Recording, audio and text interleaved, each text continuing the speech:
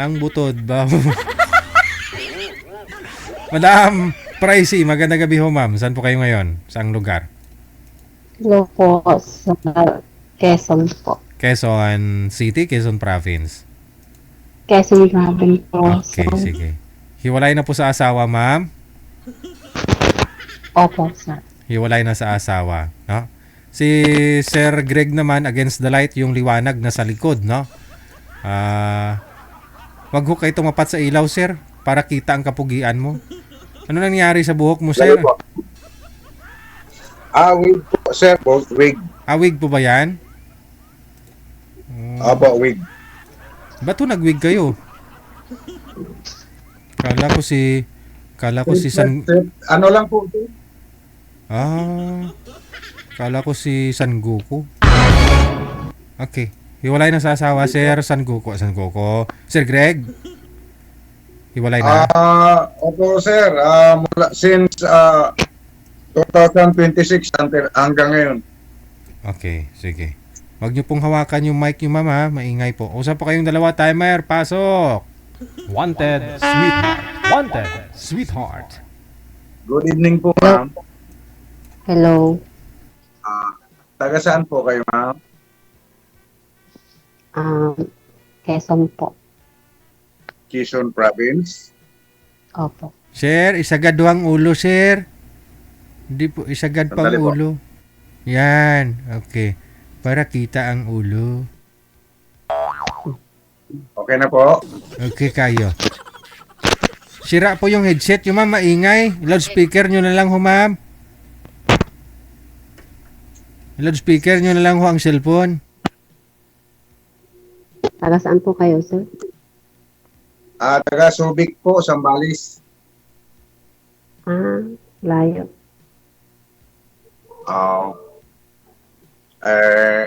Wala namang malayo. Kapag malapit lang to, nandito lang sa Luzon. Mm. Ilan taon na? 62 na po ako, ma'am. Mm.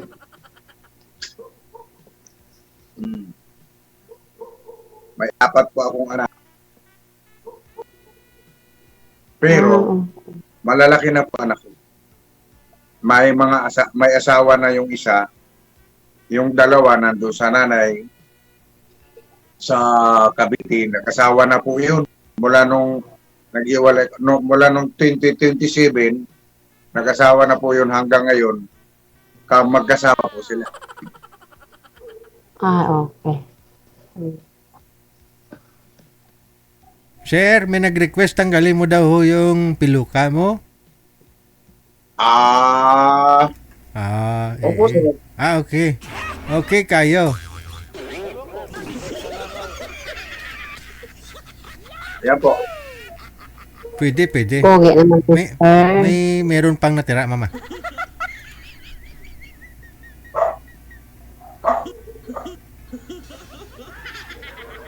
Anong trabaho mo, ma'am? Dito lang sa bahay. Taga taga ano po ang asawa niyo? Ano pong nangyari? Hiwalay na kayo? Ano ba? Ano po, hindi kami hiwalay. Nagkamali po kasi patay na po yung asawa ko. Bali, byuda. Ilang taon na, ma'am? Byuda? 50. 5 years na. Ilang taon na kayo, ma'am? 52.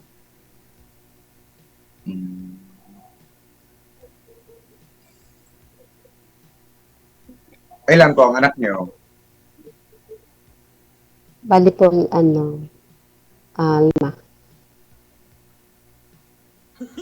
May mga maliliit pa? Malaki na puso. Malaki. Ilang taon na yung bunso? 20. Magto-20 ngayon, July. 20. Babae, lalaki. Lalaki po. Kung halimbawa, palagay na natin, palagay lang. Magkasundo tayo, open ba yung mga anak mo? Okay ba yung mga anak mo? Depende po yun sa pag-uusap. Hindi. Kasi ako, bago ako naghahanap, bago ako nagkaganito, kasi naghahanap talaga din ako. Kaya ako nagpapaline up. Yun po ang pakay ko. Sinabihan ko na kinausap ko na mga yun. Alam na nung mga yun. Ganun po. Ganun. Ano nga pala, sir, ang pangalan? Pa, Ano nga po ang pangalan niyo? Hindi pa kayo nagpapakilala. Greg po, ma'am.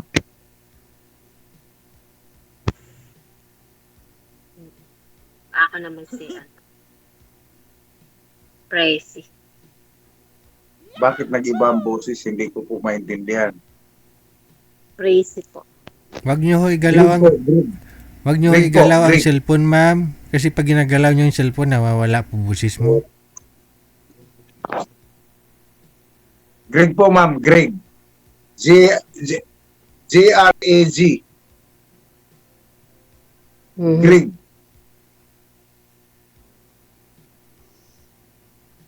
Kayo po, ma'am. Ano ang pangalan niyo? Pangalan lang. Tracy po. Prissy. Opo. Oh.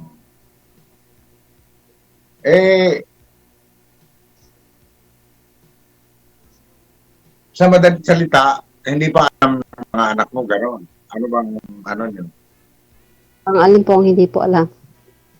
Na halimbawa, na kung, halimbawa, mag-asawa kayo, gano'n.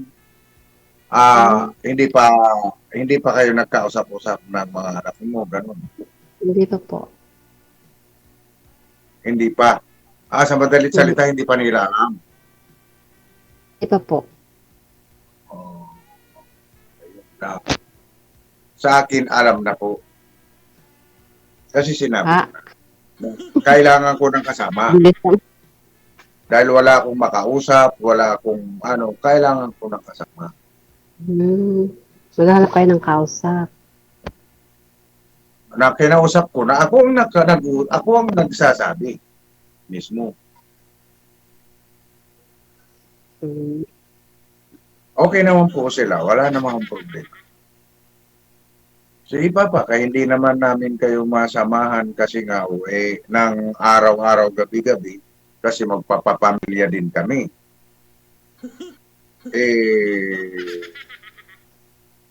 Ang akin din naman kasi po, ayaw ko naman din na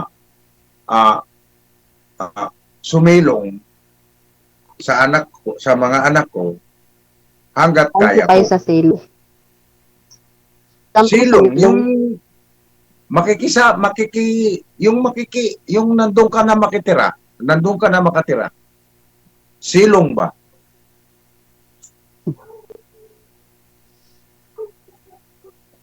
Ganun po ako. Kasi, kaya ko ayaw hanggat kaya ko. Kasi mawawalan ako ng privacy. Ibig sabihin, hawak na nila po ang privacy. Hindi natin. Ganun po. Ganun. Kaya hindi po ako na habang ako, hindi po ako nakikisilong. Yung ibig sabihin yung doon na tayo titira sa mga anak natin, ganun. Hindi po ako kasi gusto ko, habang ako, may sarili akong privacy. Sabihin, gusto ko mag-asawa, gusto ko may kausap ako, gusto ko kung ano man yun, walang magdidisturbo, Kaya hindi naman ako nakikitira sa kanila. Sarili ko naman. Yun ang ibig ko sabihin, privacy. Mm. Ganun po. Kaya hindi po ako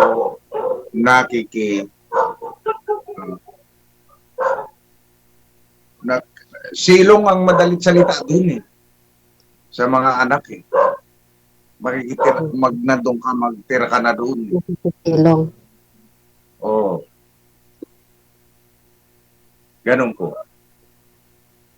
Ang ano ko po, may pension na ako, may trabaho din pa po ako. Ano po trabaho niyo, sir? Kasi pwede ka naman habang nagpipensyon ka, kasi total, hinuhulugan mo naman. Basta, kasi alam nga namang magmukmuk na lang tayo, hindi man tayo gagalaw, di madali tayong maano. Kailangan ay mag-exercise, maggagalaw-galaw tayo. Ano po ako? Security ako, ma'am. Mm. Mm. Pang Mula ilang, 2012, pang ilang sali mo Mula na po ito, sir? Sir, pang ilang sali mo na ho ito?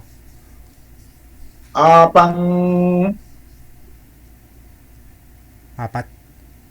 Pang-apat na po, sir. Aray. Wala pa, sir. Wala pa ako kayo nakatuluyan. Wala po. Yung una po, Mm. ang gusto, balo siya, nandun siya sa Japan, ang gusto niya maging kaano din, ay balo din. Mm. Ngayon, yung pangalawa naman, ay ang katuwiran niya ay busy siya sa negosyo. Hindi kami magkanda-usap-usap. Ang nais ko kasi po, kung halimbawa ay may magkaroon ng willing kang makipagrelasyon, kinakailangan bigyan mo ng orasyon. Mm. Ibig ko sabihin, sa maghapon ba naman, sa umaga, pagkagising, pwede mong batiin na agad yun. Good morning, gaito, ganyan. Mm. O sa hapon, tawagan mo pagka-uwi mo na galing sa work. Ganun ba? Kasi hindi po ako aksipado doon sa sinasabing busy ako, hindi. Hindi po ako aksipado doon. Dahil kumakain tayo sa tanghali, kung halimbawa nagtatrabaho tayo, kumakain tayo sa tanghali, so ibig sabihin, race hour. So pwede kang mag-message doon, pwede kang tumawag doon.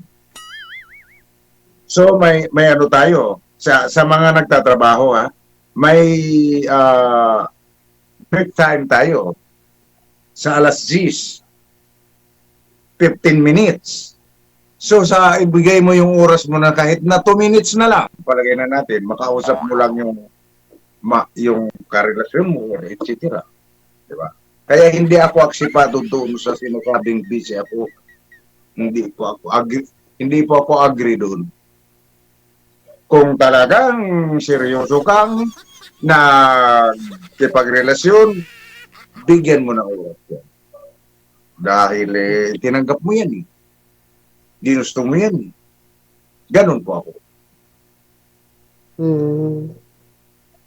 Gusto niyo may kailangan kausap mo lagi.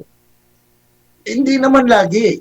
Ibig ko sabihin po, bigyan ng oras ba ng kasa maghapon? Kung saan doon ang oras na hindi. Yan. Isa lang ibig sabihin nun, sir, hindi ka nagustuhan siguro. Oo. Ako. Oo. Kasi pagka sinabing busy ako sa maghapon, hindi man lang Oo. hindi man lang makapag-message. Ay, Sir Dizzy, hindi po ako agree dun. Sa maghapon, hindi man lang makapag-message dahil busy. Hindi po ako agree dun. Gusto niyo lagi message, ano po?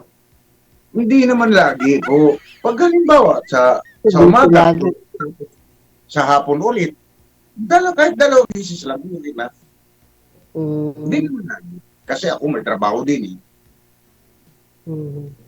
Pero kaya kong bigyan ng oras yun sa trabaho ko. Kaya kong bigyan ng oras. Simple lang naman eh.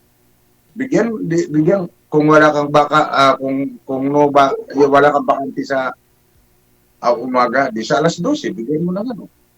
Sabihin mo ng ganung oras, pwede ka tumawag. Ganon. Tuwing ganung oras. Ganon na. Kasimple.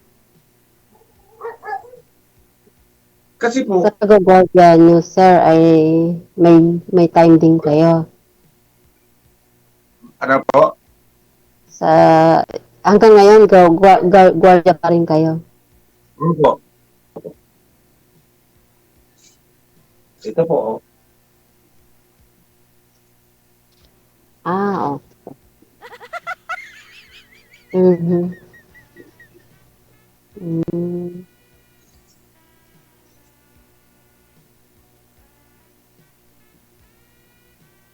Saan Ganun kayo po. nag-guardia, sir? Dito din, sa Subic.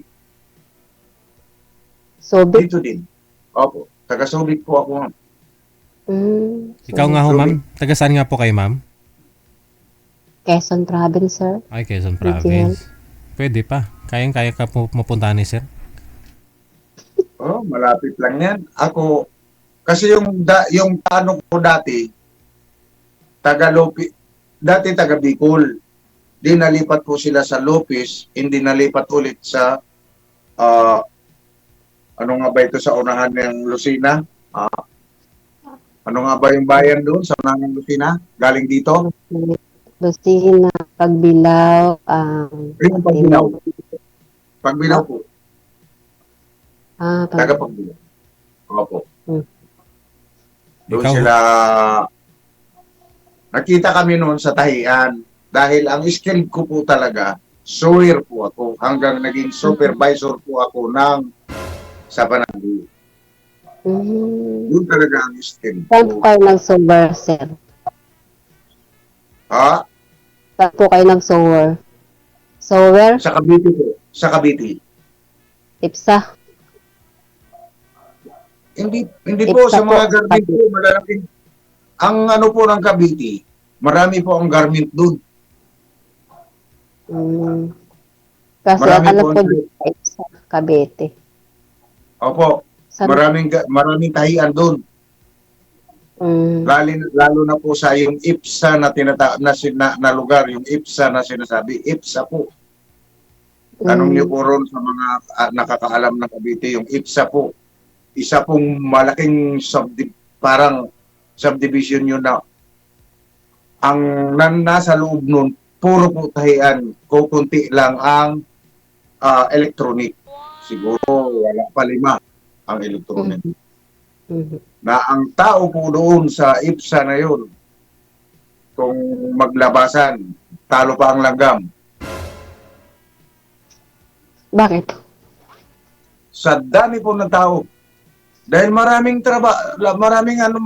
garment. Sa garment po marami po ang kailangan ng tao doon. Malaking Garment. kumpanya po. Ano po? Malalaking garment po ang pinapasukan po. Malalaking garment.